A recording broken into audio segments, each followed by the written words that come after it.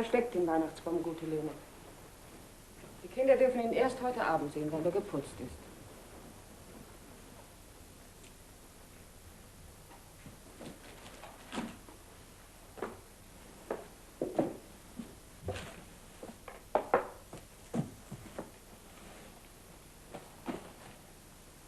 Wie viel? 50 Euro. Das ist eine Krone. Nein, behalten Sie nur.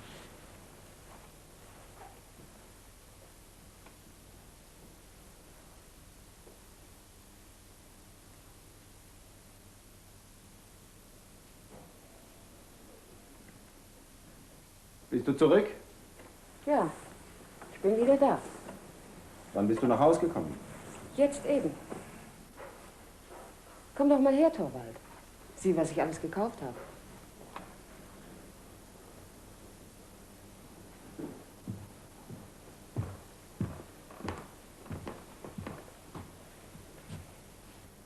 So viel hast du gekauft. Bist du wieder verschwenderisch gewesen? Dieses Jahr dürfen wir uns doch wirklich mal was leisten, Torvald. Das erste Weihnachtsfest, an dem wir nicht zu sparen brauchen.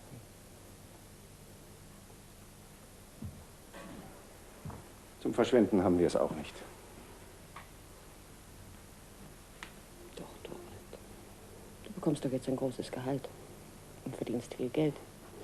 Ja, von Neujahr an. Aber dann vergeht noch ein ganzes Vierteljahr, bis das Gehalt fällig ist.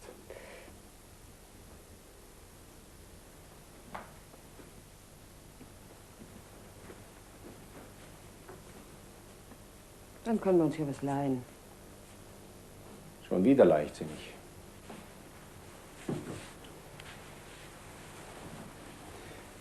Nimm nur einmal an, ich leihe mir heute 1000 Kronen. In der Weihnachtswoche gibst du sie aus. Und zu Silvester fällt mir ein Ziegelstein auf den Kopf. Was dann? Dann wäre es mir ganz einerlei, ob ich Schulden hätte oder nicht. Und die Leute, von denen ich das Geld geliehen hätte? Die? Was gehen die mich an? Fremde Menschen. Du weißt, wie ich in dieser Hinsicht denke. Keine Schulden.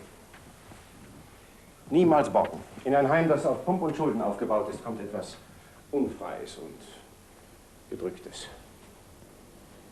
Wie du willst, Torvald.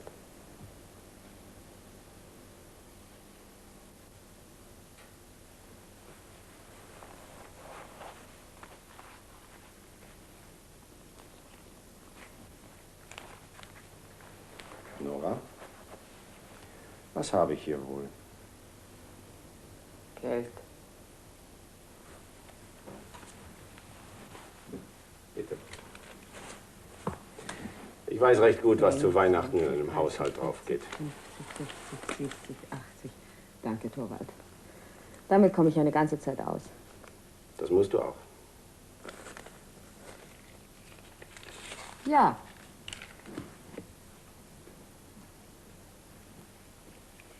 Weißt du, was ich alles gekauft habe? Und so billig. Ein neuer Anzug für Iva und dazu einen Säbel. Für Bob ein Pferd und eine Trompete. Für Emmy eine Puppe und ein Puppenbett. Das ist nichts Besonderes, aber sie macht es ja doch bald kaputt. Und Kleiderstoffe und Taschentücher für Annemarie und das Mädchen. Und was ist da drin? Das ist für dich. Ach so. Was willst du eigentlich haben? Ich will nichts haben. Natürlich willst du. Sag mir doch, worüber du dich am meisten freuen würdest. Nein, ich weiß wirklich nicht. Oder doch. Hör mal, Torvald. Na? Wenn du mir etwas schenken willst, dann könntest du. Du könntest. Na? Und? Heraus damit. Du könntest mir Geld geben, Torvald. Nur so viel, wie du übrig hast. Dann kann ich mir nach dem Fest etwas dafür kaufen. Oh, Nora. Bitte.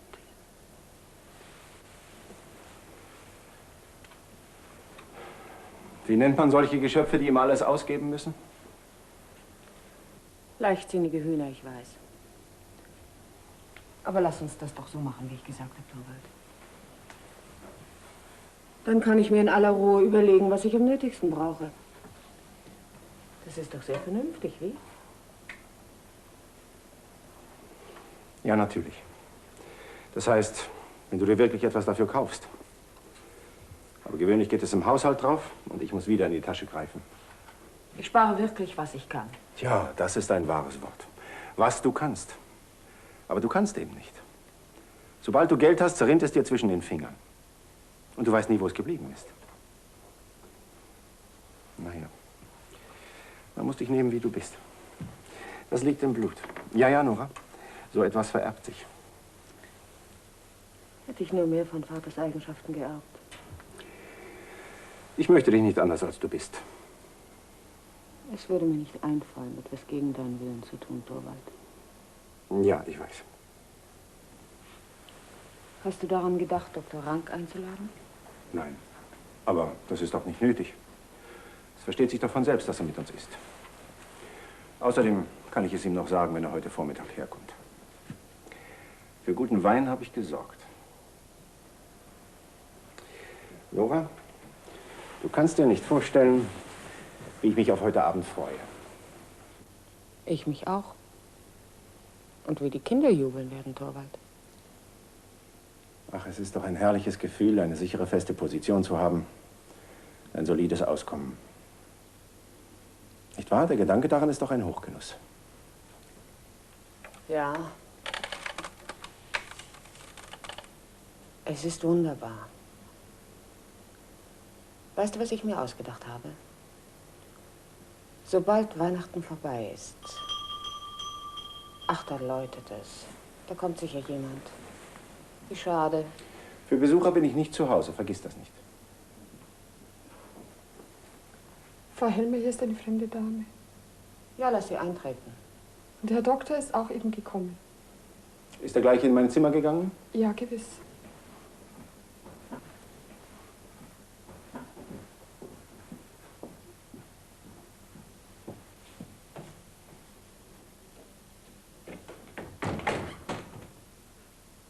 Guten Tag, Nora. Guten Tag. Du kennst mich wohl nicht wieder. Christine? Ja. Christine. Dass ich dich nicht gleich erkannt habe.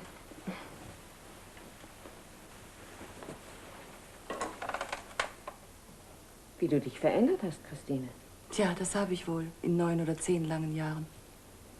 Ist es schon so lange her, seit wir uns zuletzt gesehen haben? Ja, du hast recht. Ach, die letzten 8 Jahre waren eine glückliche Zeit, das kannst du mir glauben. Und jetzt hast du also mitten im Winter die lange Reise gemacht.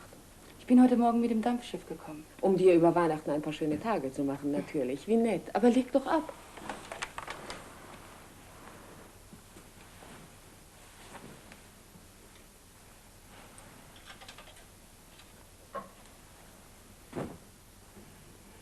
Ja, jetzt hast du wieder dein Gesicht von früher.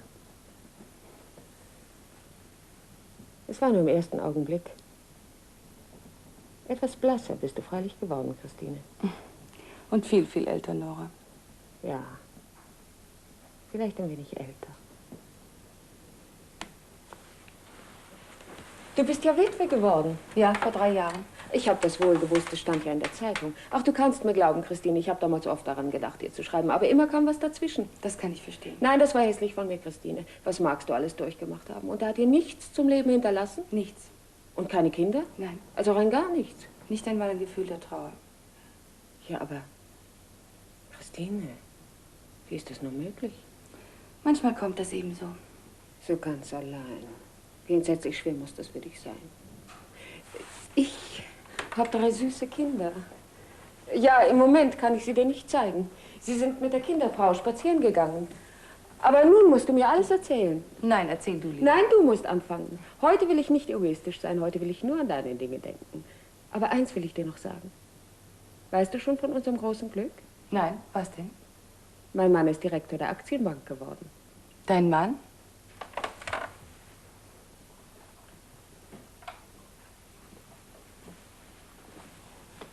Das ist ein Glücksfall. Ja, ein Ungeheurer.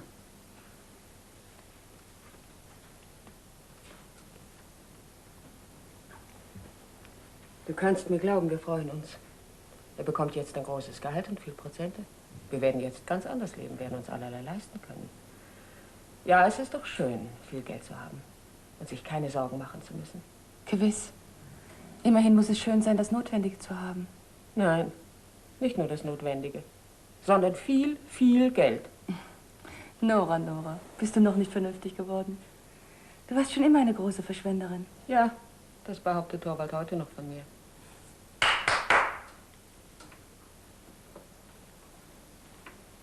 Aber Nora ist nicht so unvernünftig, wie ihr glaubt. Oh nein, wir haben es wahrhaftig nicht so gehabt, dass ich verschwenden konnte. Wir haben beide arbeiten müssen. Du auch? Ja? Heimarbeit. Häkeln und Sticken. Und noch anders.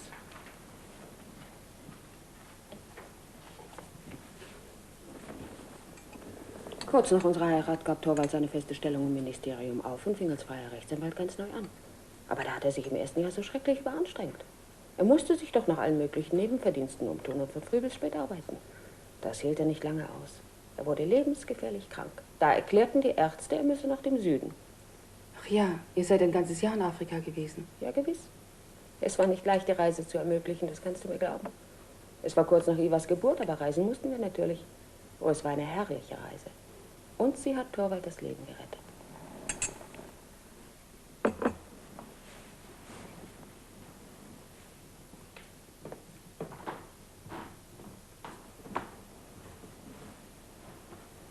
Aber schrecklich viel Geld hat sie gekostet, Christine. Das kann ich mir denken. 4.800 Kronen hat sie gekostet. Du, das ist viel Geld. Gewiss.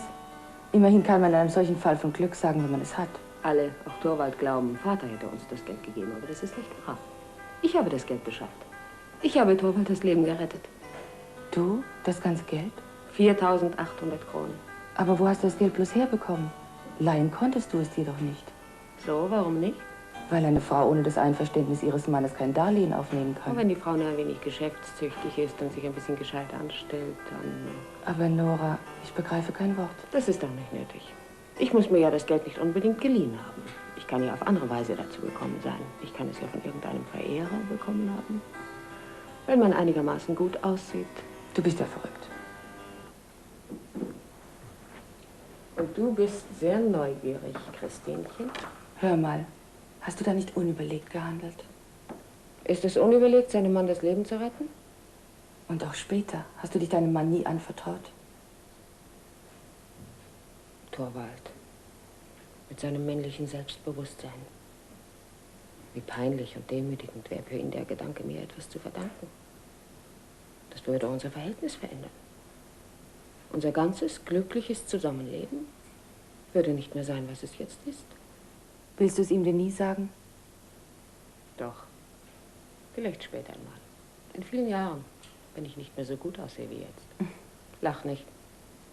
Ich meine natürlich, wenn Torvald nicht mehr so verliebt in mich ist wie jetzt. Dann kann es nicht schaden, etwas in Reserve zu haben. Nun, was sagst du zu meinem Geheimnis, Christine? Bin ich zu etwas zu gebrauchen? Du kannst mir übrigens glauben, die Sache hat mir viel Sorgen gemacht. Es ist mir durchaus nicht leicht gefallen, meinen Verpflichtungen immer rechtzeitig nachzukommen. Quartalszinsen, Rückzahlungsraten.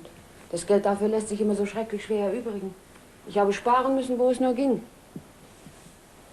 Dann saß ich hier und stellte mir vor, dass ein alter, reicher Herr sich in mich verliebt hat. Und dass er jetzt gestorben ist. Und als man sein Testament öffnet, da steht da mit großen Buchstaben: Mein ganzes Geld soll an die bezaubernde Frau Nora Helmer sofort bar ausgezahlt werden. Was war das für ein Herr? Na, versteh mich doch. Diesen Herrn hat es doch gar nicht gegeben. Den hatte ich mir doch mal ausgedacht. Und immer wieder vorgestellt, wenn ich auf dem Trocknen saß. Und nicht wusste, wie ich zu Geld kommen sollte. Aber jetzt habe ich keine Sorgen mehr. Herrgott, nochmal, Christine. Es ist doch wunderschön zu leben und glücklich zu sein.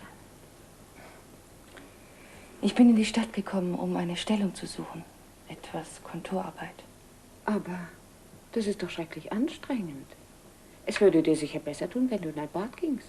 Das kann ich mir nicht leisten. Sei mir nicht böse. Sei du mir nicht böse. Das ist das Schlimmste an einer Lage wie der meinen, dass sie so verbittert. Man hat niemanden, für den man arbeitet. Und doch muss man den Kampf ums Dasein kämpfen. Leben muss man ja. Und da wird man egoistisch. Als du mir vorhin von der glücklichen Veränderung in euren Verhältnissen erzähltest, glaub mir, da habe ich mich nicht so sehr deinetwegen, wie vielmehr meinetwegen gefreut. Wieso? Ach, ich verstehe. Du meinst, Torvald könnte vielleicht etwas für dich tun. Ja, daran hatte ich gedacht. Das soll er auch, Christine. Überlass das nur mir. Es läutet. Da gehe ich wohl am besten. Nein, nein, bleib nur. Zu mir kommt sicher niemand. Das ist wohl jemand, der zu Torvald will. Hier ist ein Herr, der will den Herrn Rechtsanwalt sprechen. Den Herrn Bankdirektor. Ja, den Herrn Bankdirektor. Aber ich weiß nicht, der Herr Doktor ist doch drin. Wer ist denn der Herr? Ich bin's, Frau Helmer.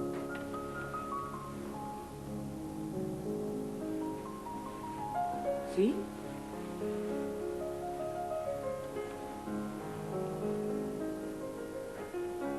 Was heißt das? Warum wollen Sie meinen Mann sprechen? Bankangelegenheiten gewissermaßen. Ich habe eine kleine Stellung bei der Aktienbank und Ihr Mann soll ja nun unser Chef werden. Es handelt sich also... Nur um langweilige Geschäfte, weiter nichts, Frau Helmer. Ja, dann lassen Sie sich bitte vom Mädchen anmelden.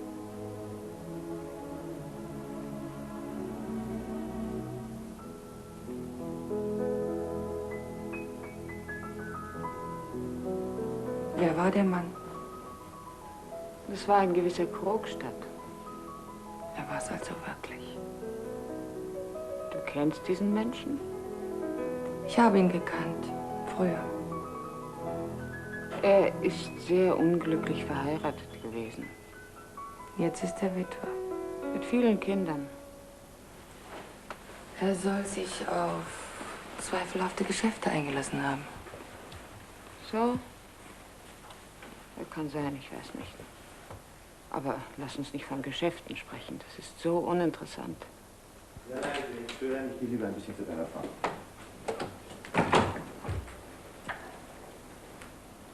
Oh, Verzeihung. Ich störe hier wohl auch. Keineswegs. Dr. Rank, Frau Linde. Ein Name, den man hier im Haus oft hört. Ich bin auf der Treppe an Ihnen vorbeigegangen. Ja. Ich gehe jetzt Treppen sehr langsam hinauf. Schnelles Treppensteigen kann ich nicht vertragen. Aha. Ein kleiner innerer Defekt? Eigentlich mehr Überanstrengung. Weiter nichts? Dann sind Sie wohl in die Stadt gekommen, um sich durch gesellige Zerstreuungen zu erholen. Ich bin hergekommen, um Arbeit zu suchen. Soll das ein wirksames Mittel gegen Überanstrengung sein? Man muss leben, Herr Doktor. Ja. Das ist eine weit verbreitete Meinung. Seien Sie ehrlich, Doktor, Sie wollen doch auch leben. Natürlich will ich das. So miserabel ich auch dran bin, will ich mich doch noch so lange wie möglich herumquälen. All meinen Patienten geht es ebenso. Den moralisch Angeknacksten nicht minder.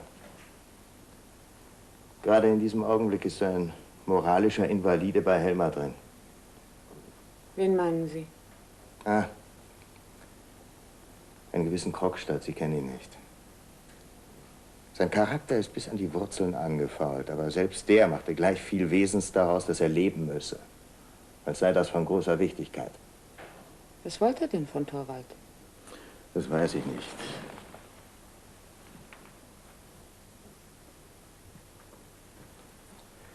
Ich habe bloß gehört, dass es um die Aktienbank ging. Ich wusste nicht, dass dieser Krogstad mit der Aktienbank zu tun hat. Er hat eine kleine Stellung.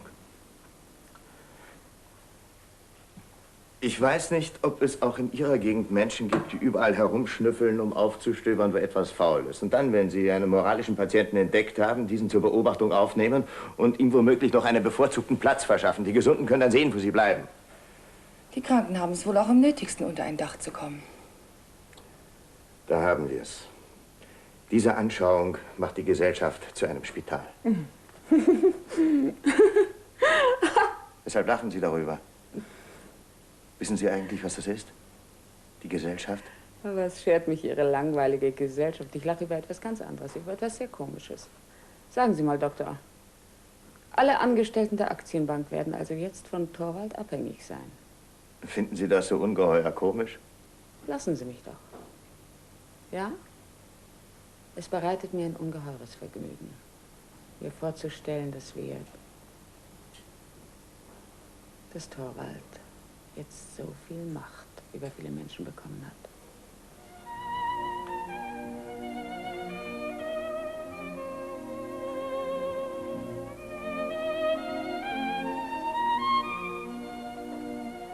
Ja? Jetzt bin ich wirklich schrecklich glücklich. Jetzt gibt's nur noch eins auf der Welt, wozu ich furchtbar Lust hätte. Nun, und das wäre? Ich hätte furchtbar Lust, etwas zu sagen, so dass Torvald es hört. Warum sagen Sie es denn nicht? Das darf ich nicht, weil es nicht anständig ist. Was möchten Sie denn in Helmers Gegenwart so furchtbar gern sagen? Ich möchte schrecklich gern sagen. Sie können mich alle mal. Sagen Sie es nochmal, jetzt kommt er. Nun, Torvald, bist du ihn los? Ja, er ist weg. Da ist Christine. Sie ist heute hier angekommen. Christine? Bitte um Entschuldigung, aber ich weiß nicht. Frau Linde, lieber Torvald. Frau Christine Linde. Aha, vermutlich eine Jugendfreundin meiner Frau. Ja, wir kennen uns von früher. Und denk dir, sie hat extra deinetwegen die weite Reise gemacht, um mit dir zu sprechen. Wie ist das zu verstehen? Ja, nicht eigentlich. Christine ist nämlich eine ausgezeichnete Kontoristin und nun wünscht sie sich sehr, unter der Leitung eines tüchtigen Mannes zu arbeiten, um noch mehr zu lernen, als sie schon kann. Nicht wahr, Torvald? Du tust mir zuliebe etwas für Christine, nicht wahr? Ja, das wäre gar nicht so unmöglich. Haben Sie praktische Erfahrung in Kontorarbeit? Ja, einigermaßen. Nun, dann ist es sehr wahrscheinlich, dass ich Ihnen eine Stelle anbieten kann. Siehst du? Sie kommen in einen günstigen Augenblick, Frau. Linde, vielen Dank. Nicht nötig. Aber für heute müssen Sie mich entschuldigen. Warte, ich gehe mit. Bleib nicht so lange, Torvald. Höchstens eine Stunde.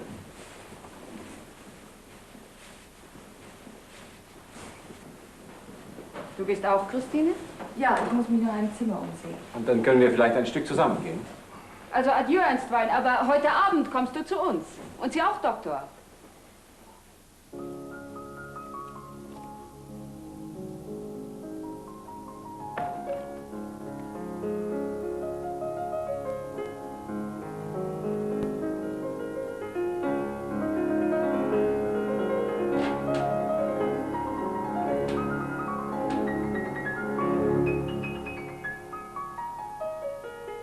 Verzeihung, Frau Helmer.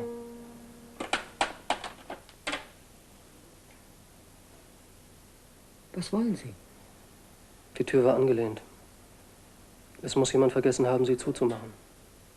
Mein Mann ist nicht zu Hause, Herr Krogstad. Ich weiß. Was wollen Sie denn hier? Mit Ihnen sprechen. Sie wollen mich sprechen? Ja, allerdings. Heute. Aber wir haben doch heute noch nicht den ersten. Nein, Weihnachtsabend. Sie haben es selbst in der Hand, welche Weihnachtsfreude Sie haben werden. Was wollen Sie denn?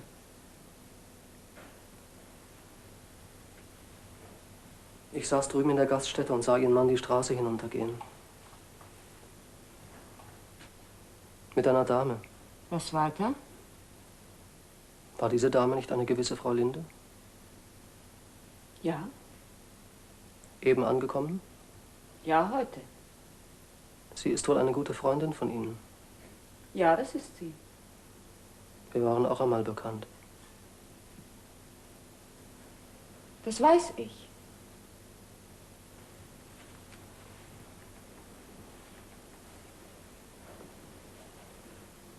Soll Frau Linde eine Stellung bei der Aktienbank erhalten? Sie sind ein Untergebener meines Mannes. Aber da Sie fragen, sollen Sie es wissen. Ja, Frau Linde soll eine Stellung bekommen. Und auf meine Fürsprache in der Krogstad. Dass Sie es nur wissen. Ich hatte also richtig kombiniert.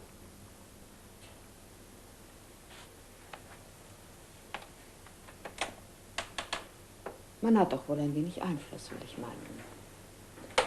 Nur weil man eine Frau ist, darum ist noch lange nicht gesagt, dass...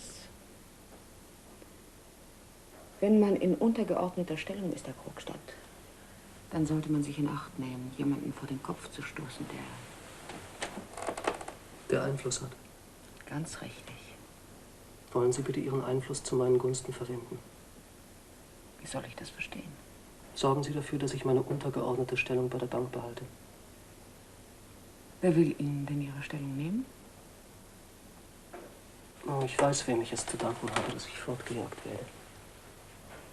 Aber ich versichere Ihnen... Ich rate Ihnen, Ihren Einfluss aufzubieten, dies zu verhindern.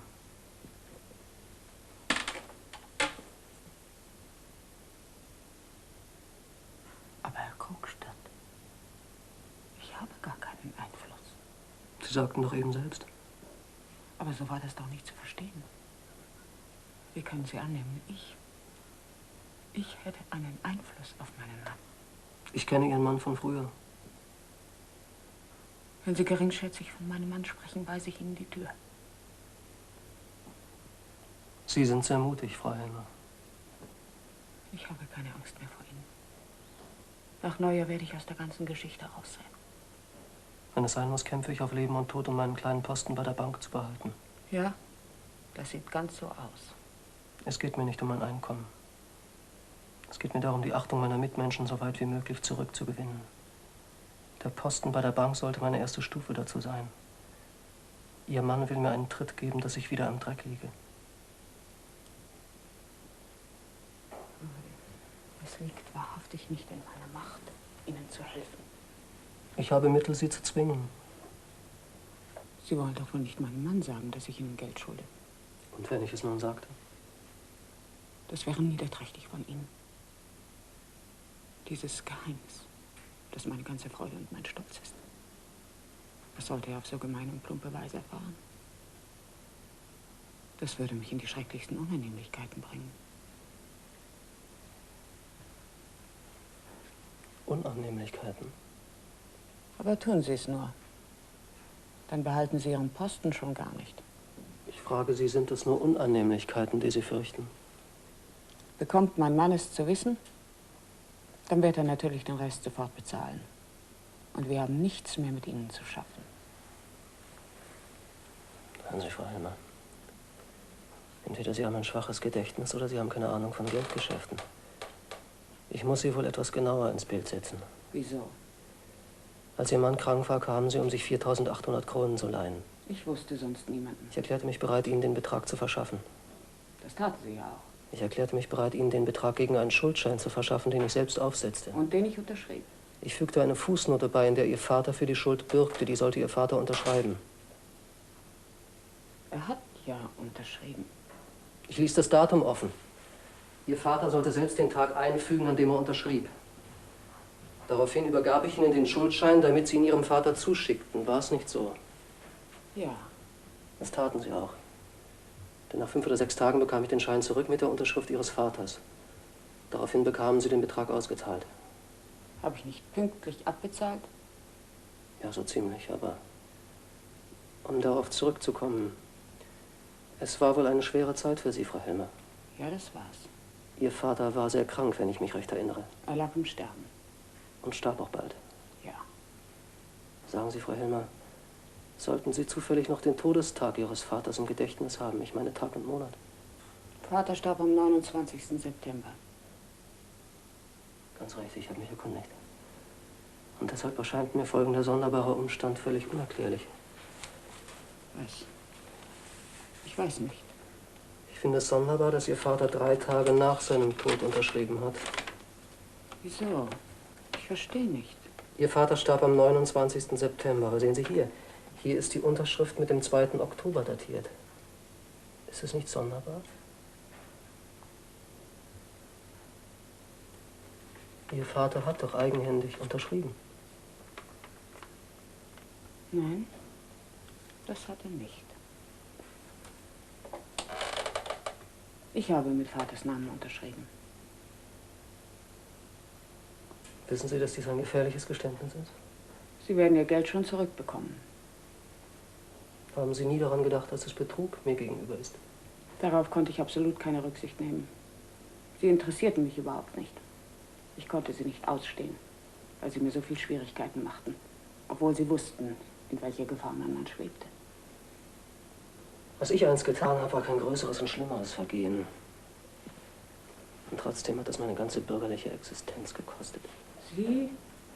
Wollen Sie mir weismachen, Sie hätten eine mutige Tat getan, um Ihrer Frau das Leben zu retten? Gesetze fragen nicht nach Beweggründen. Das müssen schlechte Gesetze sein. Schlecht oder nicht schlecht.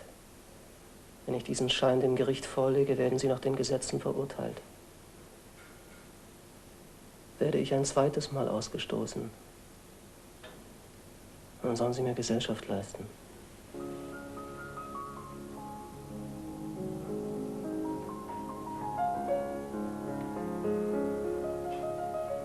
Er will mir Angst machen. Ich hab's doch aus Liebe getan.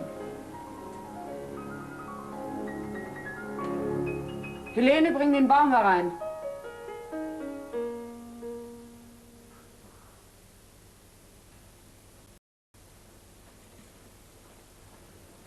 Wo soll ich ihn hinstellen, Frau Helmer? Hierher, mitten ins Zimmer.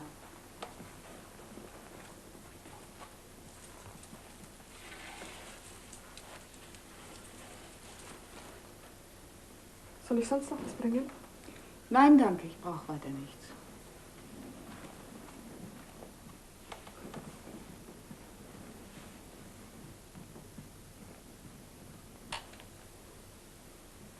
Hier ein Licht und hier die Blumen. Dieser grässliche Mensch. Ich will alles tun, was dir Freude macht, Torvald. Du bist schon zurück? Ja. Ist jemand hier gewesen? Hier? Nein. Merkwürdig. Ich habe doch Krogstad aus der Haustür treten sehen. Krogstad? Ach ja, der ist einen Augenblick hier gewesen. Er war hier, um dich zu bitten, ein gutes Wort für ihn einzulegen? Ja. Und du solltest so tun, als sei es aus eigenem Antrieb. Du solltest mir verschweigen, dass er hier war. Hat er dich nicht auch darum gebeten? Ja, Torvald, aber... Nora, Nora. Und darauf konntest du dich einlassen? Überhaupt mit einem solchen Menschen dich in ein Gespräch einlassen. Und ihm gar noch ein Versprechen zu geben. Und obendrein mir noch die Unwahrheit zu sagen.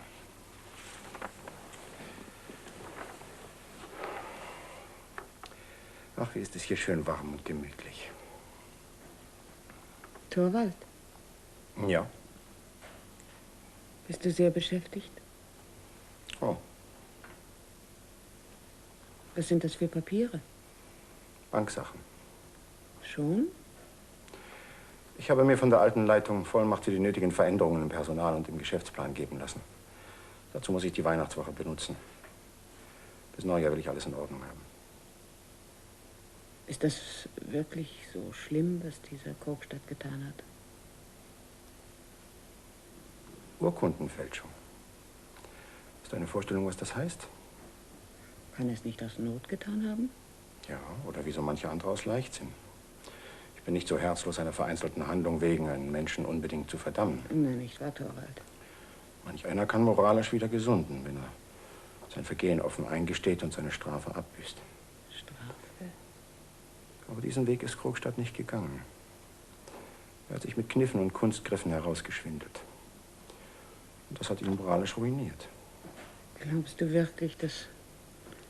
Denk doch nur, wie ein so schuldbewusster Mensch heucheln und lügen und sich nach allen Seiten verstellen muss.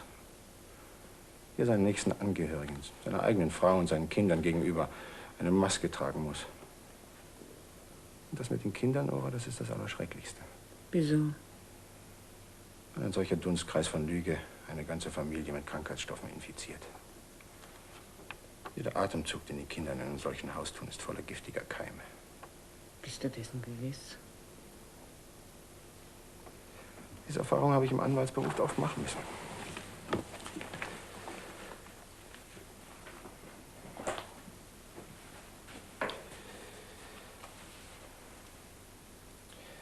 Fast alle entgleisten Menschen haben verlogene Mütter gehabt. Wieso gerade Mütter? Am häufigsten kommt es von den Müttern. Obwohl natürlich auch der Einfluss der Väter in gleicher Weise wirken kann, das weiß jeder Jurist. Und doch hat dieser Krogstad jahrelang mit seinen Kindern zusammengelebt und sie mit seiner Verlogenheit und Heuchelei vergiftet. Deshalb nenne ich ihn moralisch verkommen. Darum sollst du mir versprechen, nicht für ihn einzutreten. Ich versichere dir, es wäre mir unmöglich, mit ihm zu arbeiten. Ich empfinde buchstäblich eine physische Übelkeit in Gegenwart solcher Menschen.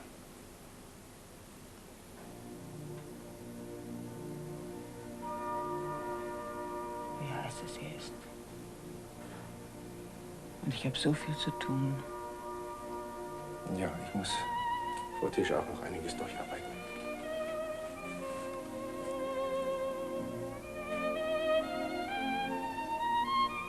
Das kann nicht sein. Das ist unmöglich. Das muss unmöglich sein. Wir sind zurück und die Kleinen bitten, dass sie zur Mama hinein dürfen. Nein, nein, Annemarie. Lass sie nicht zu mir. Bleib du bei ihnen, Annemarie.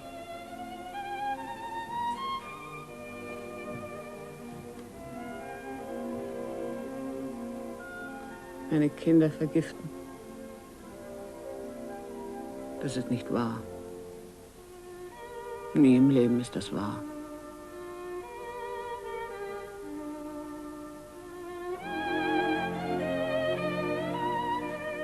Endlich habe ich die Schachtel mit dem Maskenkostüm gefunden. Danke. Stell sie auf den Tisch. Aber es ist viel daran kaputt. Am liebsten würde ich es in 1000 Stücke reißen. Das lässt sich leicht ausbessern. Ich will noch mal zu Christine gehen und sie bitten, mir dabei zu helfen. Schon wieder weg bei dem Wetter. Du wirst dich erkälten und krank werden. Das wäre nicht das Schlimmste. Was machen die Kinder? Die Kinder spielen mit den Weihnachtsgeschenken. Fragen sie oft nach mir? Natürlich. Sie sind doch daran gewöhnt, dass die Mama immer um sie herum ist. Ich kann nun nicht mehr so oft wie bisher mit ihnen zusammen sein. Kleine Kinder gewöhnen sich an alles. Meinst du? Glaubst du, sie würden ihre Mutter vergessen, wenn sie nicht mehr da wäre? Annemarie, wie hast du es nur übers Herz gebracht, dein Kind zu fremden Leuten zu geben? Das musste ich, wenn ich deine Amme werden wollte. Gewiss. Aber dass du es wolltest. Wenn ich eine so gute Stelle bekommen kann. Der Kerl hat ja nichts für mich getan. Aber deine Tochter hat dich sicher vergessen. Sie hat mir geschrieben, als sie konfirmiert wurde und dann wieder, als sie heiratete. Du bist mir eine gute Mutter gewesen, Annemarie. Und du wirst auch meinen Kindern Unsinn. Geh wieder zu ihnen. Morgen wirst du sehen, wie hübsch mich das kleidet. Auf dem ganzen Ball wird keine so hübsch aussehen wie du.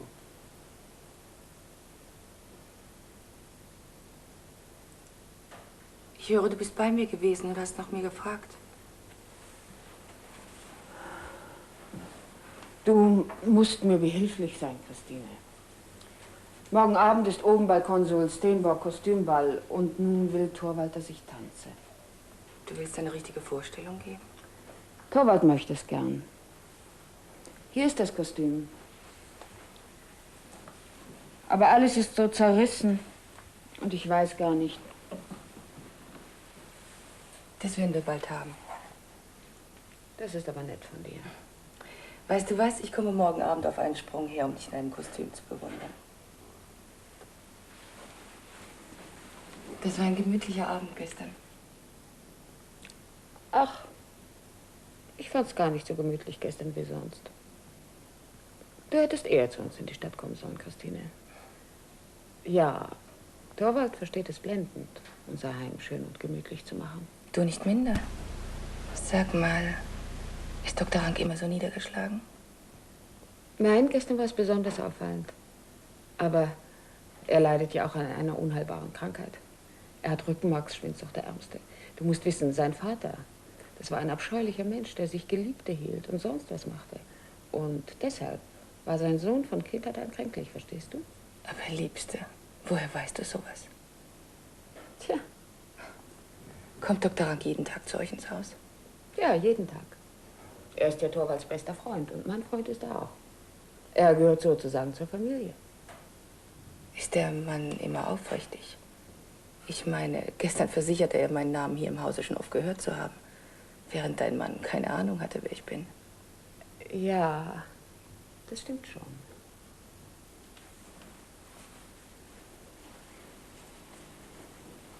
Torvald hat mich doch so unbeschreiblich lieb. Und darum will er, wie er sagt, mich ganz für sich alleine haben. In der ersten Zeit war er schon eifersüchtig, wenn ich nur mein Elternhaus erwähnte. Da habe ich es natürlich vermieden. Aber mit dem Doktor spreche ich drüber, denn der hat das gern.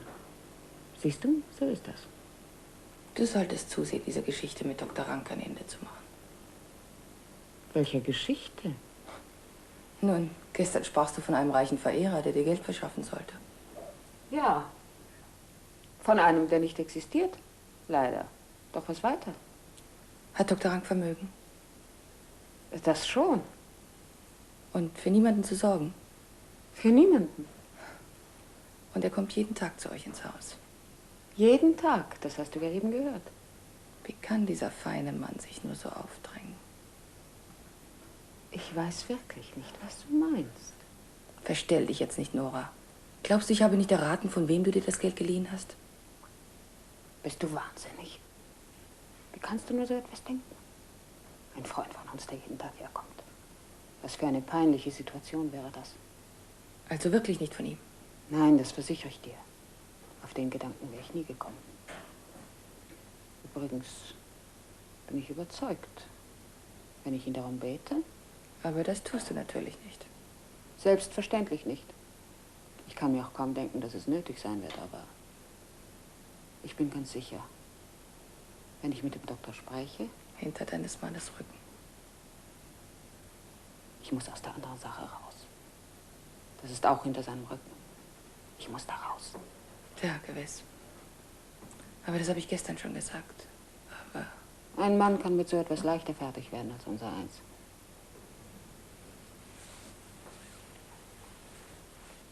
Wenn man alles zurückgezahlt hat, dann bekommt man doch seinen Schuldschein zurück, nicht wahr? ja, natürlich. Du verheimlichst mir etwas. Siehst du mir das an? Es muss etwas passiert sein seit gestern Morgen. Da kommt Torvald zurück. Sei so gut und geh so lange ins Kinderzimmer. Torvald kann die Näherei nicht leiden. Lass dir von Annemarie helfen. Ja, aber ich gehe nicht weg, ehe wir uns ausgesprochen haben.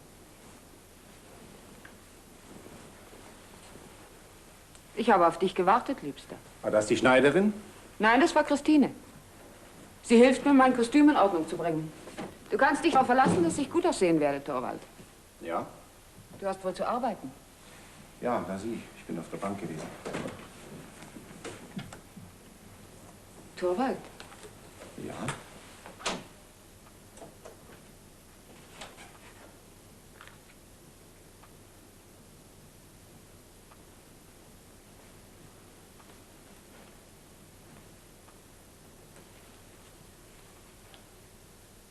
wenn ich dich nun recht herzlich um etwas bäte. Warum denn? Würdest du es dann tun? Erst müsste ich natürlich wissen, worum es sich handelt.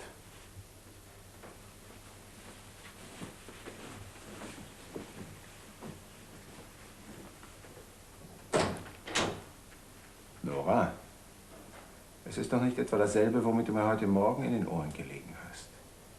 Ja, Torvald. Ich bitte dich so herzlich.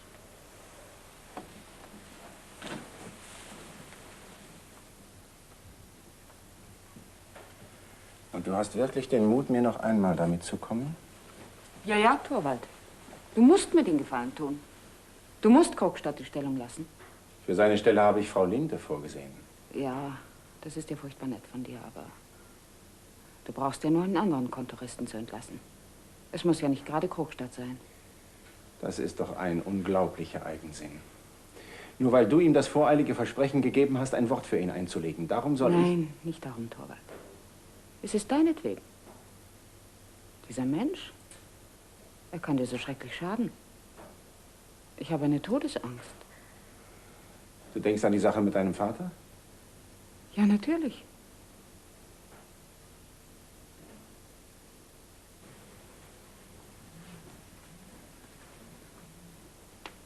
Du weißt doch, wie böse Menschen in den Zeitungen über Vater geschrieben haben und was ihm alles nachgesagt haben. Ich bin sicher, die hätten es noch geschafft, dass er abgesetzt wurde, wenn nicht das Ministerium dich geschickt hätte und du nicht so wohlwollend und hilfsbereit ihm gegenüber gewesen wärst. Zwischen deinem Vater und mir besteht ein großer Unterschied. Dein Vater war als Beamter nicht unangreifbar. Aber ich bin es. Und ich hoffe, es Zeit meines Lebens zu bleiben. Wir könnten es jetzt so gut haben, Torvald. Du und ich und die Kinder. Und darum bitte ich dich dringend. Und gerade deine Fürsprache macht es mir unmöglich, ihn zu behalten. Man weiß auf der Bank bereits, dass ich Krogstad kündigen will. Wenn es nun hieße, der neue Direktor lässt sich von seiner Frau umstimmen. Ja. Was dann? Soll ich mich vor dem ganzen Personal lächerlich machen? Die Leute auf den Gedanken bringen, ich sei allen möglichen fremden Einflüssen zugänglich. Du kannst dich darauf verlassen, ich würde bald die Folgen zu spüren bekommen. Helene? Was willst du? Der Sache ein Ende machen. Hier, nimm diesen Brief und übergib ihn sofort einem Dienstmann, damit er ihn abliefert. Aber sofort. Die Adresse steht drauf. Und hier ist das Geld. Torvald. Was war das für ein Brief? Krogstads Kündigung. Du weißt nicht, was für Folgen dieser Brief für uns alle haben kann. Zu spät. Ja. Zu spät. Ich verzeihe dir diese Angst. Obwohl sie im Grunde eine Kränkung für mich ist. Ja, das ist sie. Oder ist es vielleicht nicht kränkend, wenn du glaubst, ich müsste mich vor der Rache eines verkommenen Winkeladvokaten fürchten? Aber ich verzeihe dir trotzdem. Weil deine Angst auch ein schöner Beweis deiner Liebe zu mir ist. Wenn Rang kommt, dann sag ihm, wo ich zu finden bin.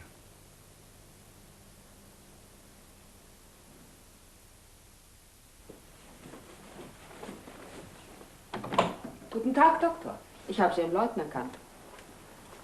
Aber gehen Sie jetzt nicht zu ihm hinein. Ich glaube, er hat zu tun. Und Sie? Oh, das wissen Sie doch. Für Sie habe ich immer ein Weilchen Zeit. Schönen Dank. Ich will davon Gebrauch machen, solange ich kann. Was soll das heißen? Solange Sie können. Ja. Erschreckt Sie das? Sie haben sich nur so seltsam ausgedrückt.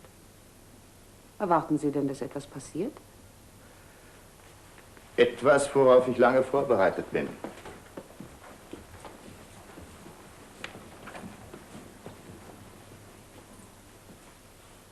Allerdings hatte ich nicht geglaubt, dass es so bald kommen würde. Was ist es denn? Was wird kommen? Sie müssen es mir sagen, Doktor. Mit mir geht's bergab. Ist es etwas mit Ihnen? Mit wem denn sonst?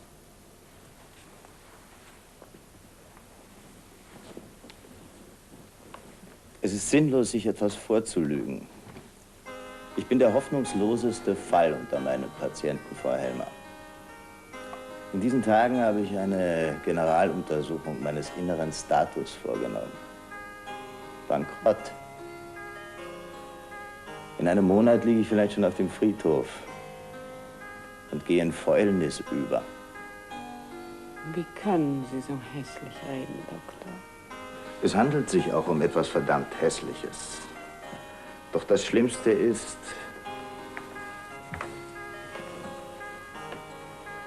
dass dem so viel Hässliches vorausgehen wird. Es steht noch eine einzige Untersuchung aus. Wenn ich mit der fertig bin, dann weiß ich so ungefähr den Zeitpunkt, an dem die Auflösung beginnt. In diesem Zusammenhang möchte ich Ihnen etwas sagen. Helmer hat bei seiner feinnervigen Natur einen so ausgeprägten Widerwillen gegen alles, was hässlich ist. Ich will ihn nicht in meinem Krankenzimmer sehen. Auf keinen Fall. Für ihn bleibt meine Tür verschlossen. Sobald ich volle Gewissheit habe, schicke ich Ihnen meine Visitenkarte mit einem schwarzen Kreuz darauf. Dann wissen Sie, dass der hässliche Prozess der Auflösung begonnen hat. Also nein, wissen Sie, heute reden Sie ganz ungereimtes Zeug. Und dabei hätte ich Sie so gern bei recht guter Laune gesehen. Mit dem Tod vor Augen. So für die Schuld eines anderen büßen zu müssen. Ist das Gerechtigkeit? Und irgendwie gibt es in jeder Familie einen solchen Fall von unerbittlicher Vergeltung. Hören Sie auf. Lassen Sie uns lustig sein, Doktor. Ja, im Grunde ist es auch eine lustige Geschichte, über die man nur lachen kann. Mein armes, unschuldiges Rückgrat muss für die lustigen Leutnantstage meines Vaters büßen.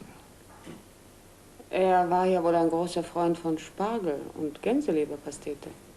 Ja, und von Trüffeln. Ja, von Trüffeln. Und von Austern wohl auch. Ja, von Austern. Versteht sich. Und dazu der viele Portwein und Champagner. Wie traurig, dass sich all diese leckeren Dinge aufs Rückgrat schlagen. Besonders traurig, wenn Sie sich auf ein unglückliches Rückgrat schlagen, das nicht das Geringste davon gehabt hat. Ja, das ist freilich das Allertraurigste. Mhm. Warum haben Sie gelächelt, Doktor? Nein, Sie haben gelächelt. Nein, Sie, Doktor. Sie sind ein noch größerer Schelm, als ich geglaubt hatte. Ich bin heute zu tollen Streichen aufgelegt. Es sieht so aus. Lieber Doktor, Sie dürfen uns, Torvald und mir, nicht wegsterben. Diesen Verlust werden Sie sicher bald verschmerzen. Glauben Sie? Man schließt neue Verbindungen und dann... Wer schließt neue Verbindungen? Sie und Helmer, wenn ich nicht mehr bin. Sie selbst sind bereits dabei, scheint mir. Was wollte gestern Abend diese Frau Linde hier? Ach, Sie sind doch wohl nicht eifersüchtig auf die arme Christine? Doch, das bin ich. Sie wird meine Nachfolgerin hier im Hause werden. Nach mir wird wahrscheinlich diese Person... Psst, sprechen Sie leise, sie ist da drin.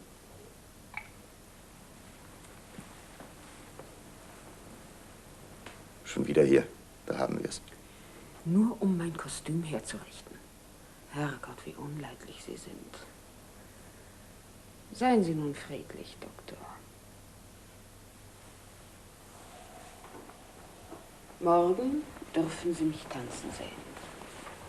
Und dabei dürfen Sie sich vorstellen, dass ich es nur für Sie tue. Und für Torvald, versteht sich. Setzen Sie sich, Doktor. Ich will Ihnen etwas zeigen. Was denn? Sehen Sie her, hier. Seidenstrümpfe. Fleischfarbene. Sind sie nicht hübsch? Ja, jetzt ist es hier dunkel, aber morgen? Nein, Sie dürfen nur den Fuß sehen. Naja, meinetwegen dürfen Sie auch mehr sehen. Mhm. Warum blicken Sie so kritisch drein? Glauben Sie, sie passen nicht? Darüber kann ich unmöglich eine begründete Meinung haben. Schämen Sie sich. Was haben Sie dafür? Und welche Herrlichkeiten bekomme ich noch zu sehen?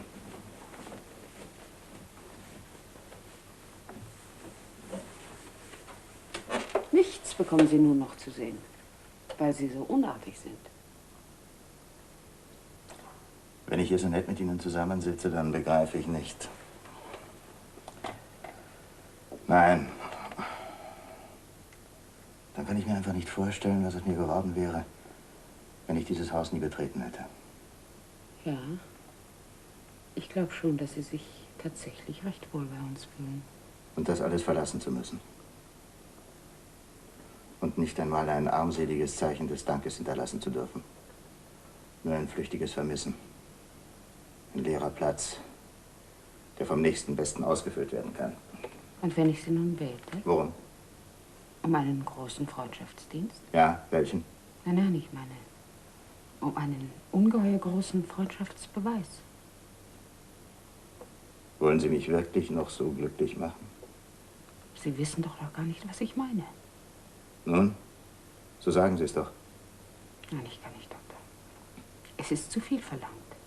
Je mehr, desto besser. Aber ich habe ja noch keine Ahnung, was Sie wollen. Sagen Sie es doch. Habe ich nicht Ihr Vertrauen? Doch, wie niemand sonst.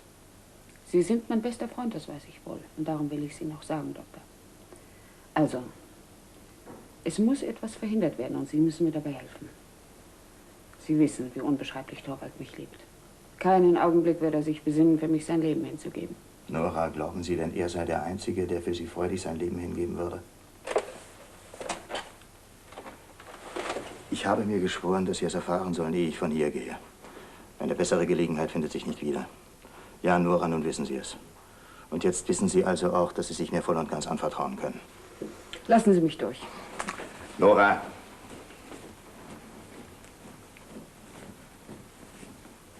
Helene, bring die Lampe rein. Das war hässlich von Ihnen, Doktor. Dass ich Sie ebenso liebe wie jemand anders. Ist das hässlich?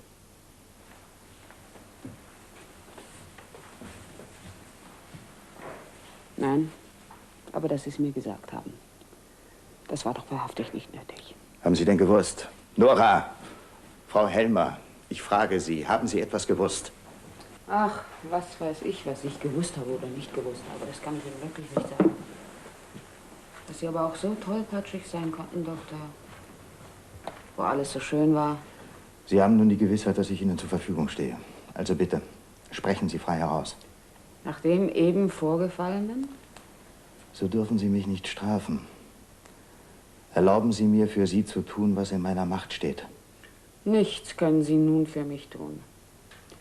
Im Übrigen werde ich gar keine Hilfe brauchen. Sie werden sehen, das sind alles nur Einbildungen. Ja, sicher, natürlich. Sie sind mir ein schöner, schwerer Nöter, Doktor. Jetzt, wo die Lampe brennt, schämen Sie sich wohl. Nein, eigentlich nicht. Aber vielleicht soll ich mich nun zurückziehen. Für immer.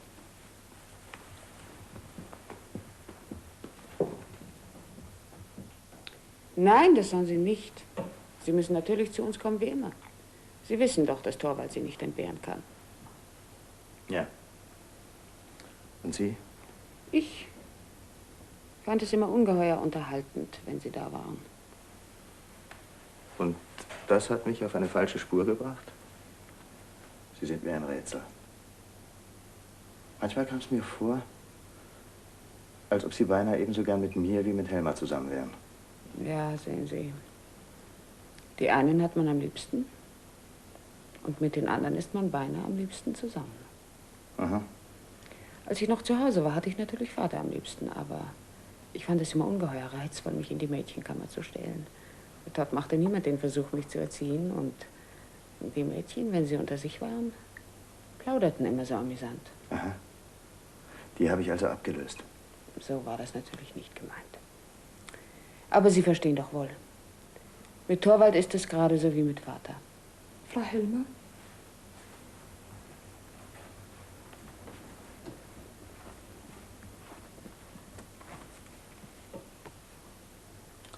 Etwas Unangenehmes? Nein, nein, durchaus nicht. Es ist nur... Es handelt sich um ein neues Kostüm. Wie? Ich habe es bestellt und Torvald darf nichts davon wissen. Aha. Da haben wir also das große Geheimnis. Ja, natürlich. Gehen Sie doch schon rüber und halten Sie ihn so lange auf. Seien Sie unbesorgt. Er soll mir nicht entwischen. Er wartet in der Küche? Ja, er ist die Hintertreppe raufgekommen. Hast du ihm nicht gesagt, ich hätte Besuch? Das schon, aber das half alles nichts.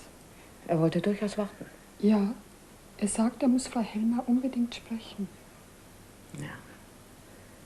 Dann lass ihn eintreten.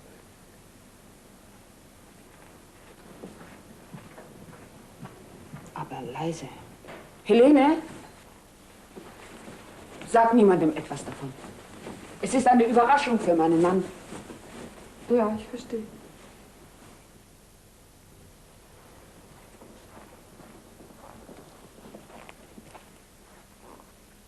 Kommen Sie bitte rein.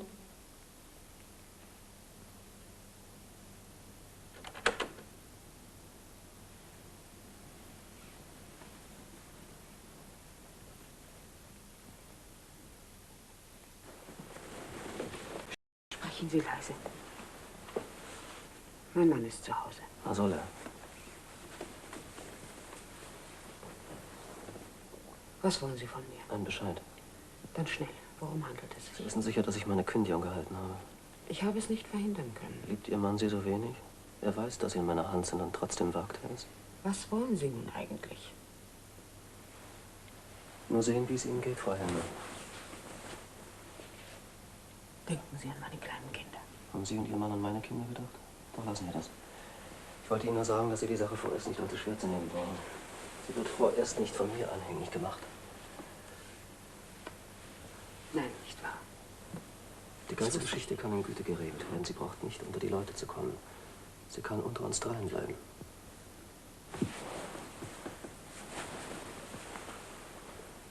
Mein Mann darf nie etwas davon erfahren. Wie wollen Sie das verhindern? Den Schuldschein bekommen Sie nicht zurück.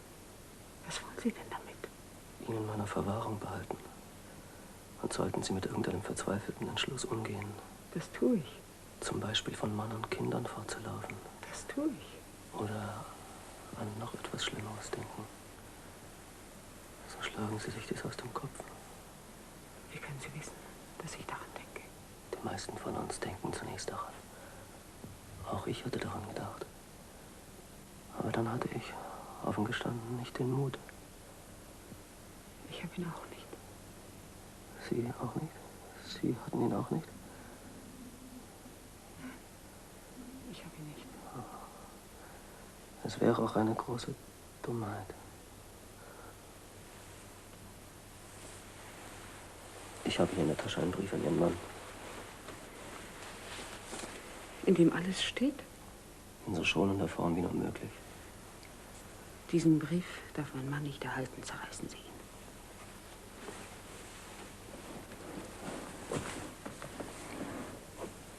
Sagen Sie mir nur, wie hoch die Summe ist, die Sie verlangen. Dann beschaffe ich das Geld. Ich will kein Geld. Was wollen Sie dann? Ich will wieder nach oben. Dabei soll Ihr Mann mir helfen. Ich will wieder nach oben, sage ich Ihnen. Will an die Bank zurück. Will eine höhere Stellung haben. Ihr Mann soll diese Position für mich schaffen. Das tut er nie. Er tut sich, kenne ihn. Er wagt nicht zu mucksen. Und sitze ich erst einmal im Direktionsbüro, dann sollen Sie mal sehen. Kein Jahr vergeht und ich bin die rechte Hand des Direktors. Dann leitet Nils Krogstad die Bank und nicht Torvald Helmer. So weit wird es nie kommen. Wollen Sie vielleicht? Jetzt habe ich den Mut dazu. Oh, Sie schrecken mich nicht. Eine so feine, verwöhnte Dame wie Sie. Das werden Sie ja sehen. Vielleicht unter das Eis? Ins kalte, pechschwarze Nass? Um dann im Frühjahr angespült zu werden. Entstellt bis zur Unkenntlichkeit. Mit ausgefallenem Haar. Sie schrecken mich nicht ab. Sie mich auch nicht. So etwas tut man nicht, Frau Helmer. Außerdem, was würde es nützen? Sie bekommen ihn doch nicht zurück.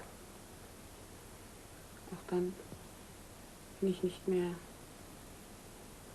Vergessen Sie nicht, dass Ihr Nachruf von mir abhängig sein wird. Auf meinen Brief erwarte ich umgehend Nachricht von Ihrem Mann.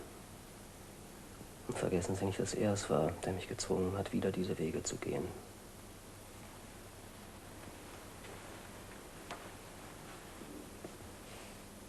Das werde ich ihm nie vergessen.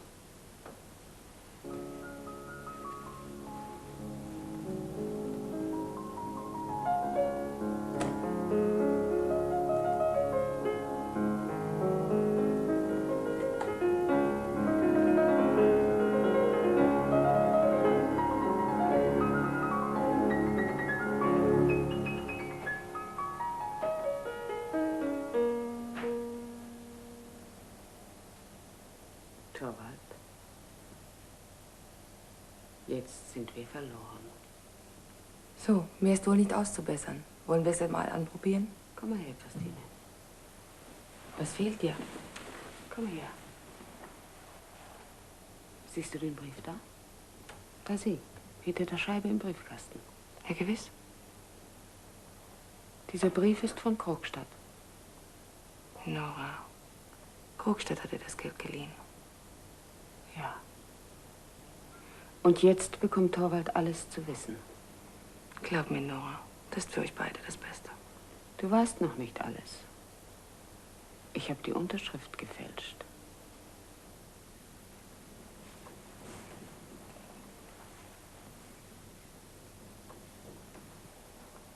Jetzt will ich dir vor allem eins sagen, Christine. Du musst mein Zeuge sein.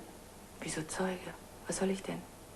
Wenn ich etwa den Verstand verliere, und das kann ja leicht passieren, oder mir sonst etwas zustößt, sodass ich also nicht hier sein kann. Und wenn dann jemand alles auf sich nehmen will, die ganze Schuld, verstehst du, dann musst du bezeugen, dass das nicht wahr ist. Ich sage dir, niemand hat von der Sache gewusst. Ich habe alles allein getan. Denk daran. Das will ich, aber ich verstehe den Zusammenhang nicht. Ich will gleich zu Krogstad gehen und mit ihm reden. Nein, das nicht. Er tut dir was zuleide. Es gab eine Zeit, in der er mir zuliebe alles getan hätte. Er? Wo wohnt er? Ach, was weiß ich. Oder doch? Hier. Das ist seine Karte. Nora! Was willst du von mir? Na, na, erschrick nur nicht gleich. Wir können ja nicht hinein, du hast dich ja eingeschlossen. Bist du noch beim Anprobieren? Ja, ja, das bin ich. Ich werde wunderschön aussehen, Torvald. Er wohnt gleich hier um die Ecke.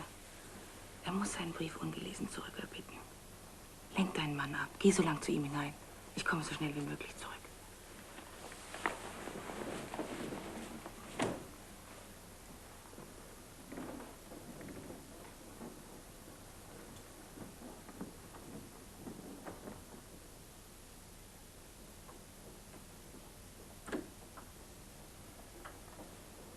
Na, darf man endlich wieder in sein eigenes Wohnzimmer? Komm ran, jetzt wollen wir mal sehen. Aber was ist denn? Frank bereitete mich auf eine großartige Kostümierung vor. Ich hatte es so verstanden, aber mich wohl verhört. Vor morgen Abend bekommt niemand Gelegenheit, mich in meinem Kostüm zu bewundern. Du siehst so angegriffen aus. Hast du zu viel geübt? Nein, ich habe überhaupt noch nicht geübt. Das ist aber nötig. Ja, und wie nötig das ist, Torvald. Aber ich komme ohne deine Hilfe nicht von der Stelle. Ich habe einfach alles vergessen. Ach, das werden wir schon bald wieder haben. Ja, hoffentlich. Du musst mir heute den ganzen Abend opfern, Torvald. Darfst keinen Moment an Geschäftliches denken. Keinen Federhalter anrühren. Das verspreche ich dir. Heute Abend bin ich ausschließlich für dich da. Aber erst will ich noch... Torvald, was willst du? Nur sehen, ob Post gekommen ist. Tu das nicht, Torvald. Aber warum denn nicht? Nein, ich bitte dich, bleib hier. Es ist keine Post gekommen. Lass mich doch nachsehen. Heute und morgen darfst du den ganzen Tag an nichts anderes denken. Keinen Brief darfst du öffnen. Keinen Briefkasten leeren. Aha. Immer noch die Angst vor diesem Menschen. Ja, ja. Das auch. Nora, ich sehe es dir an. Es steckt ein Brief von ihm im Kasten. Nein, ich weiß nicht. Ich glaube fast. Aber du darfst jetzt so etwas nicht lesen, Torvald. Nichts Hässliches darf sich zwischen uns drängen, bis alles vorüber ist. Du darfst dir jetzt nicht widersprechen. Sie soll ihren Willen haben. Doch morgen Nacht, wenn du getanzt hast. Dann bist du frei. Frau Helmer, der Tisch ist gedeckt. Bring Champagner, Helene. Jawohl. Christine, du musst mir helfen, meine Frisur in Ordnung zu bringen. Geht doch schon hinüber, bitte.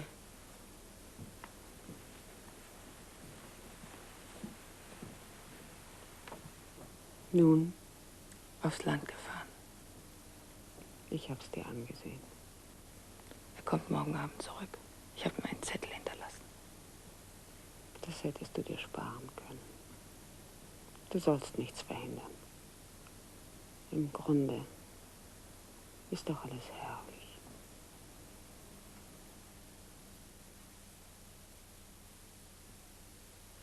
Nein, nein. Nicht hier herein. Ich will wieder rauf. Ich will noch nicht Schluss machen. Aber liebste Nora.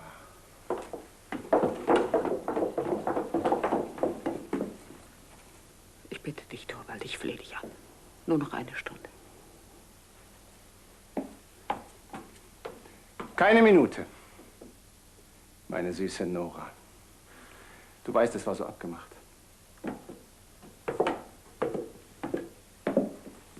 So. Jetzt hinein in die gute Stube. Hier erkältest du dich nur. Guten Abend. Christine? Wie, Frau Linde, Sie hier so spät? Ja, entschuldigen Sie. Ich wollte Nora so gerne in ihrem Kostüm sehen. Also, dann schauen Sie sie nur richtig an. Ich glaube wohl, sie ist des Anschauens wert. Ist sie nicht schön, Frau Linde? Ist sie nicht wunderschön? Darüber gab es auch nur eine Meinung auf dem Ball. Obwohl ihr Tanz vielleicht reichlich naturalistisch war. Ich meine, natürlicher, echter, als es sich streng genommen mit den Forderungen der Kunst verträgt.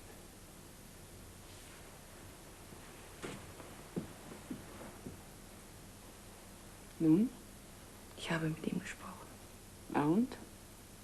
Du musst deinem Mann alles sagen.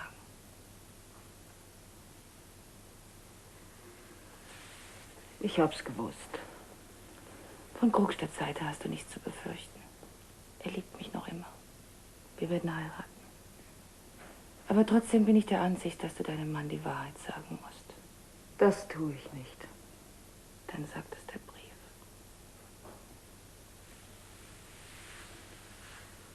Ich danke dir, Christine.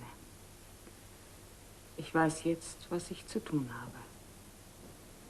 Nun, Frau Linde, haben Sie sie bewundert? Ja, und nun will ich gute Nacht sagen. Oh, schon.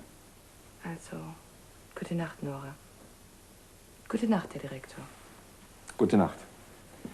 Ich hoffe, Sie kommen gut nach Hause.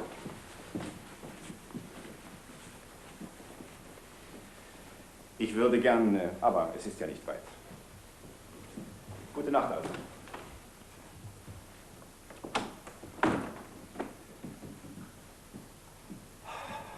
So.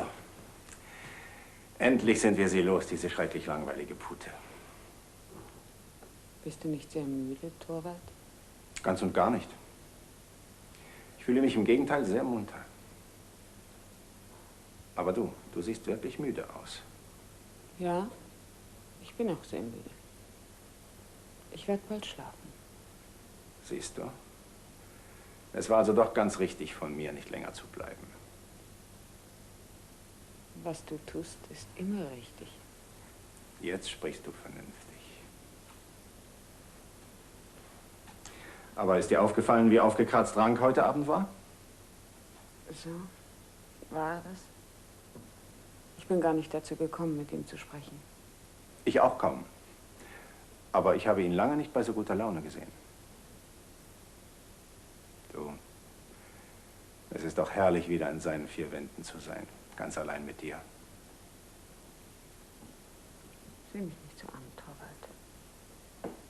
Soll ich meinen kostbarsten Besitz nicht ansehen? All die Herrlichkeit, die mir gehört? Mir allein?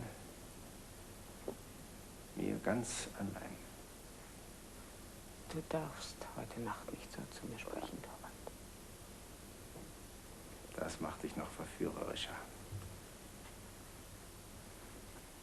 Den ganzen Abend habe ich mich nur nach dir gesehnt. Als ich dich tanzen sah, sprühend und lockend, da begann mein Blut zu kochen. Ich hielt es nicht mehr aus. Darum habe ich dich der Gesellschaft so früh entführt. Geh nun, Torvald, lass das. Ich will das heute nicht mehr. Was soll das heißen? Du machst wohl Scherze, kleine Nora. Du willst nicht? Bin ich nicht dein Mann?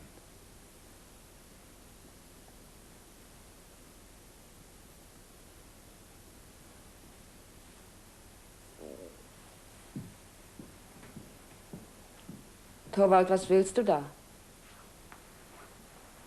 Ich will den Briefkasten leeren. Er ist ganz voll. Sonst ist morgen früh kein Platz für die Zeitungen. Willst du heute Nacht noch arbeiten? Du weißt doch, dass ich das nicht will. Helene, mach im Flur die Lampe aus. Wie sich das angesammelt hat. Was ist das?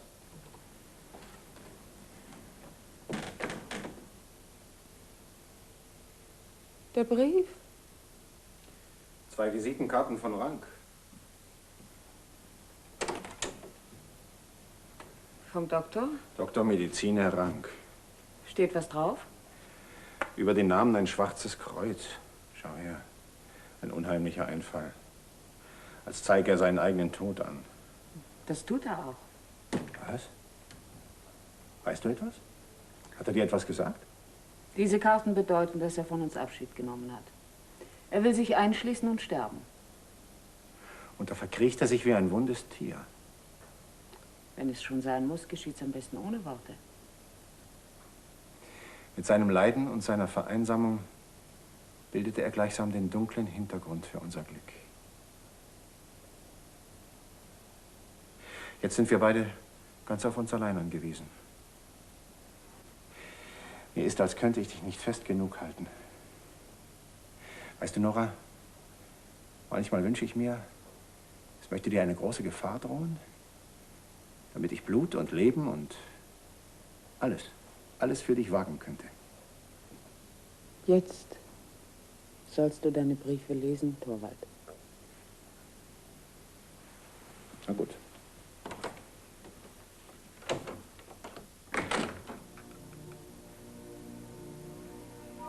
Ihn nie wiedersehen? Die Kinder nie wiedersehen? Auch die nicht? Das eiskalte schwarze Wasser. Die dunkle Tiefe.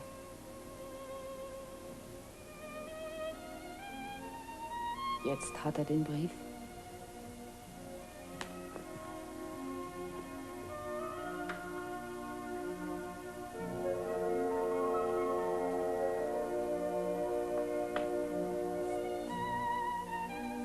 Jetzt liest er ihn.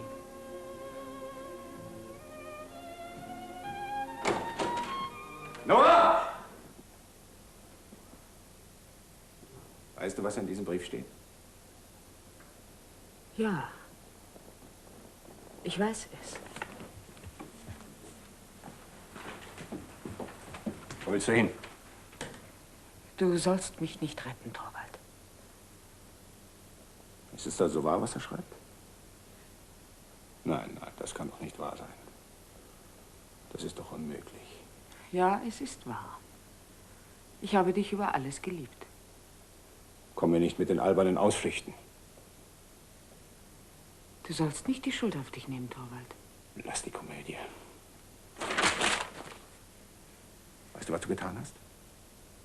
Antworte mir. Ja. Weißt du das? Jetzt beginne ich zu begreifen. Von Grund auf. Eine Heuchlerin. Eine Lügnerin. Schlimmer. Eine Verbrecherin. Wie erbärmlich ist das alles. Aber ich hätte es mir denken können, dass so etwas geschehen würde. Ich hätte es voraussehen müssen. Die leichtsinnigen Grundsätze deines Vaters.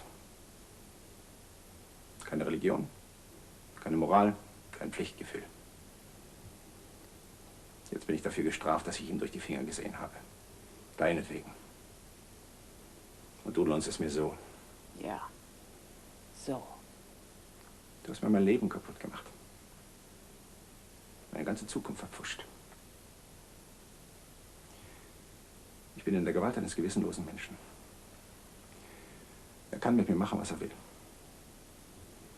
Er kann von mir verlangen, was er will.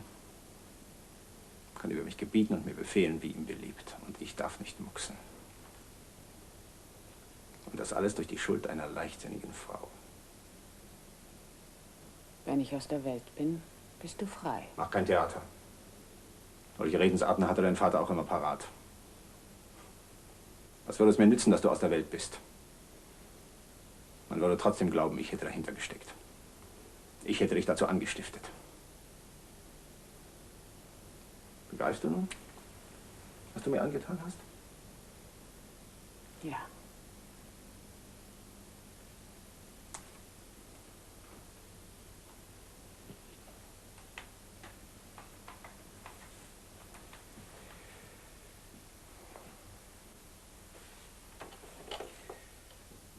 Die Sache muss um jeden Preis vertuscht werden.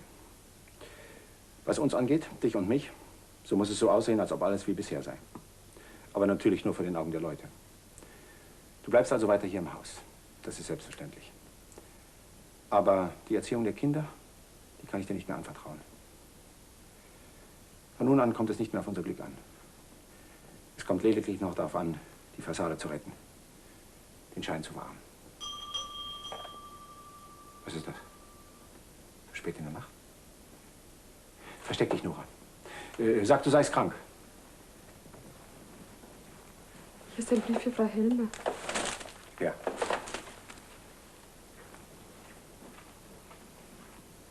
Von ihm.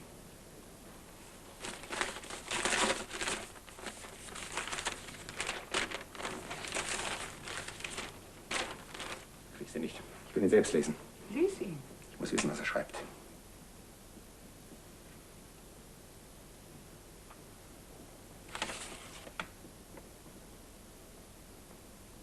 Nora, ich bin gerettet. Nora, ich bin gerettet. Und ich? Du auch, natürlich. Wir sind beide gerettet. Sieh her. Ich schick dir deinen Schuldschein zurück. Er schreibt, es tut ihm leid und er bereue eine glückliche Wendung in seinem Leben. Ach, es ist ja egal, was er schreibt. Wir sind gerettet, Nora.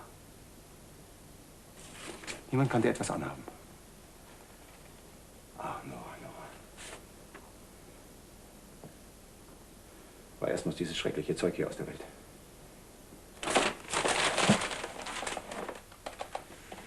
Die ganze Geschichte soll für mich nichts weiter als ein böser Traum gewesen sein. So. Er schrieb, dass du seit dem Heiligen Abend... Das müssen 3 schreckliche Tage für dich gewesen sein, Nora.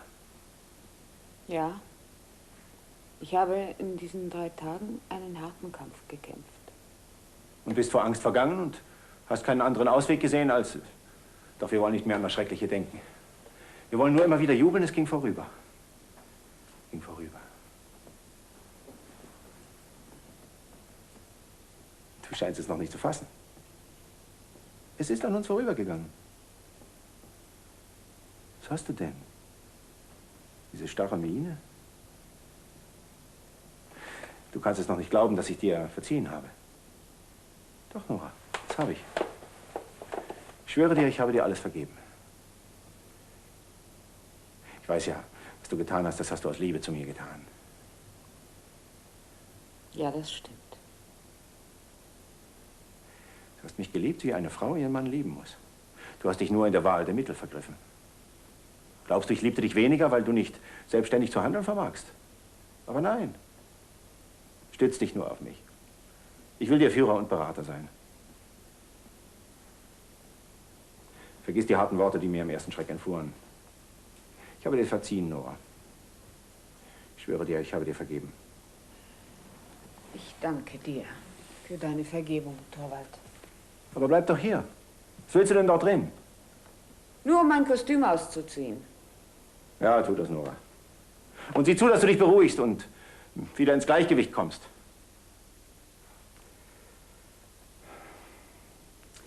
Ach, wie hübsch und gemütlich ist es doch bei uns, Nora. Es liegt für einen Mann so etwas unbeschreiblich Süßes und Befriedigendes in dem Bewusstsein, seiner Frau verziehen zu haben. Sie ist ja dadurch gewissermaßen doppelt sein Eigentum geworden.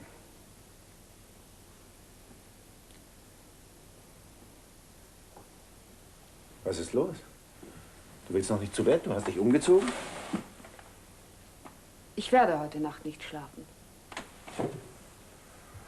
Aber Es ist noch nicht allzu spät. Setz dich, Torvald. Wir haben über vieles zu sprechen, wir beide. was bedeutet das? Setz dich. Es wird lange dauern. Ich habe über vieles mit dir zu reden. Du machst mir Angst, Nora. Ich verstehe dich nicht. Das ist es ja. Du verstehst mich nicht. Und ich habe dich auch nicht verstanden. Bis heute Abend. Nein, unterbrich mich nicht. Du sollst mir nur zuhören, was ich dir zu sagen habe. Wie meinst du das? Wie wir hier sitzen, fällt dir da nichts auf? Was soll mir denn auffallen? Fällt dir nicht auf, dass wir beide, du und ich, Mann und Frau, jetzt zum ersten Mal ernsthaft miteinander reden? Ernsthaft? Was willst du damit sagen? Volle 8 Jahre. Nein, länger. Vom ersten Tag unserer Bekanntschaft an haben wir nie ein ernstes Wort über ernste Dinge gewechselt. Hätte ich dir denn stets und ständig mit meinen Sorgen kommen sollen, die du mir doch nicht abnehmen konntest? Ich spreche nicht von Sorgen. Du hast mich nie verstanden. Es ist viel an mir gesündigt worden, Torvald. Erst von Vater und dann von dir. Was? Von uns beiden? Ihr habt mich nie geliebt. Ihr habt es bloß reizvoll gefunden, in mich verliebt zu sein. Aber Nora, kannst du so etwas sagen? Es ist aber so. Früher, als ich noch bei Vater war, da hatte ich grundsätzlich seiner Meinung zu sein. Und als ich zu dir ins Haus kam... Was für einen Ausdruck gebrauchst du da für unsere Ehe? Ich meine, dann ging ich von Vaters Händen in deine über. Dann nahm ich deinen Geschmack an. Oder ich tat bloß so, ich weiß nicht recht. Ich glaube, es war beides. Ich finde, ich habe ein recht armseliges Leben geführt. Bloß von der Hand in den Mund. Ich habe davon gelebt, dir etwas vorzumachen. Aber du hast es ja so haben wollen. Vater und du, ihr seid schuld, dass aus mir nichts geworden ist. Du bist undankbar, Nora.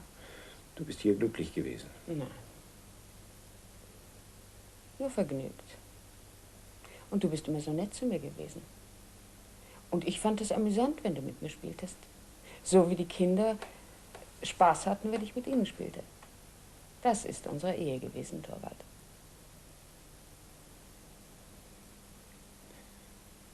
Daran ist etwas Wahres. So übertrieben und überspannt es auch klingt. Doch nun soll es anders werden. Die Zeit des Spielens ist vorbei. Jetzt kommt die Zeit der Erziehung. Wessen Erziehung? Meine oder die der Kinder? Deine und die der Kinder. Ach, Torvald. Du bist nicht der Mann, mich zu einer Frau zu erziehen, wie du sie brauchst. Und das sagst du? Und ich? Habe ich denn die Reife, die Kinder zu erziehen? Hast du nicht eben selbst gesagt, du könntest mir die Erziehung der Kinder nicht anvertrauen? Mit der ersten Erregung. Oh, da hattest du durchaus recht. Ich bin der Kindererziehung nicht gewachsen. Mich selbst muss ich erziehen. Und du bist nicht der Mann, mir dabei zu helfen. Damit muss ich schon allein fertig werden. Und darum verlasse ich dich jetzt.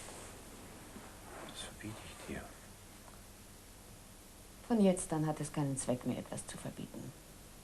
Ich nehme mit, was mir gehört. Von dir will ich nichts haben. Weder jetzt noch irgendwann. Was für ein Irrsinn. Morgen reise ich ab. Und was die Leute sagen werden, daran denkst du wohl gar nicht. Ich weiß nur, was für mich notwendig ist. Das ist empörend. Kannst du so deine Pflichten vergessen? Ich habe nur Pflichten gegen mich selbst. Ich bin dein Mann. Und du bist die Mutter meiner Kinder. Ich weiß recht wohl, Torvald, dass die meisten Leute dir recht geben werden. Aber für mich kann nicht maßgebend sein, was die Leute sagen. Ich muss mich selbst mit den Dingen auseinandersetzen und mir über sie klar werden. Dafür hast du die Religion. Ach, Torvald, ich weiß doch nicht einmal, was Religion eigentlich ist. Oder ein moralisches Gefühl. Das hast du doch wohl. Oder hast du auch das nicht? Antwort. Es ist nicht leicht, darauf zu antworten. Ich weiß es wirklich nicht. Ich sehe in diesen Dingen absolut nicht klar. Ich weiß nur, dass ich dergleichen ganz anders sehe als du. Ich höre ja nun auch, dass die Gesetze ganz anders sind, als ich dachte. Du sprichst wie ein Kind. Du verstehst die Gesellschaft nicht, in der du lebst. Nein. Das stimmt. Ich verstehe sie nicht. Ich muss mir klar werden darüber, wer recht hat. Die Gesellschaft oder ich? Du bist krank, Nora. Ich war noch nie so klar. Und meiner Sache so sicher wie jetzt. Und mit klarem Bewusstsein verlässt du deinen Mann und deine Kinder? Ja, das tue ich. Dann ist nur eine Erklärung möglich. Welche? Du liebst mich nicht mehr. Nein.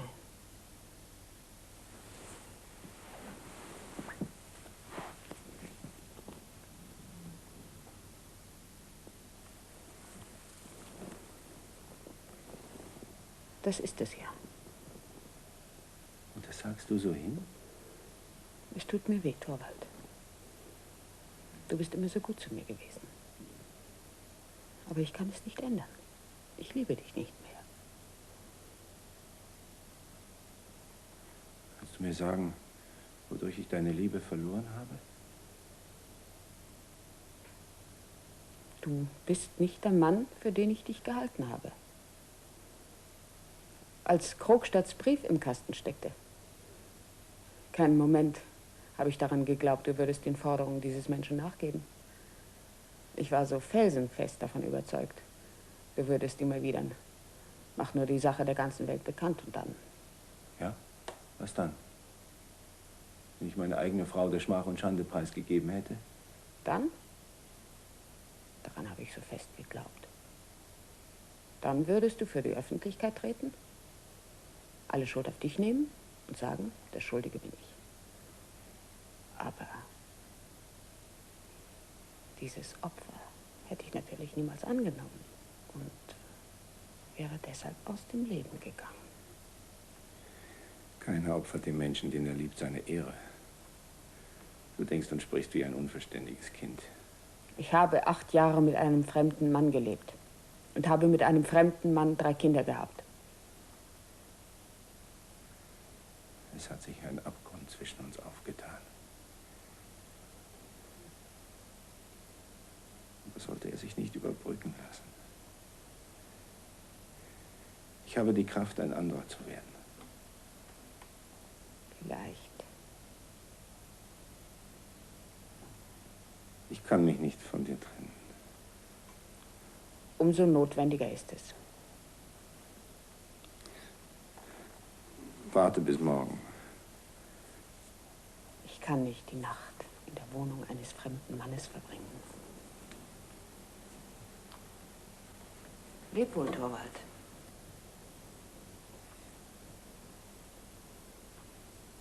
Ich weiß ja gar nicht, was aus mir wird. Du bist meine Frau, Nora. Jetzt und alle Zeit. Ich entbinde dich aller Verpflichtungen. Hier hast du deinen Ring zurück.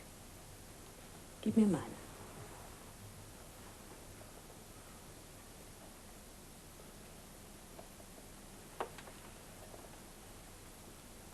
So.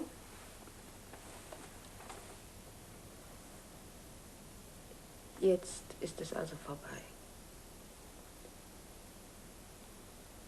Die Schlüssel lasse ich hier.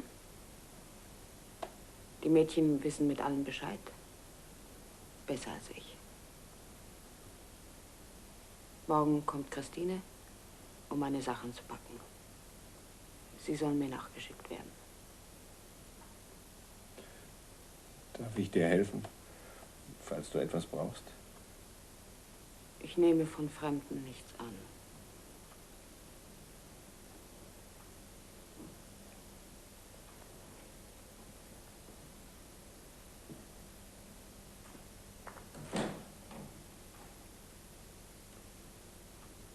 Wir beide müssten uns so wandeln,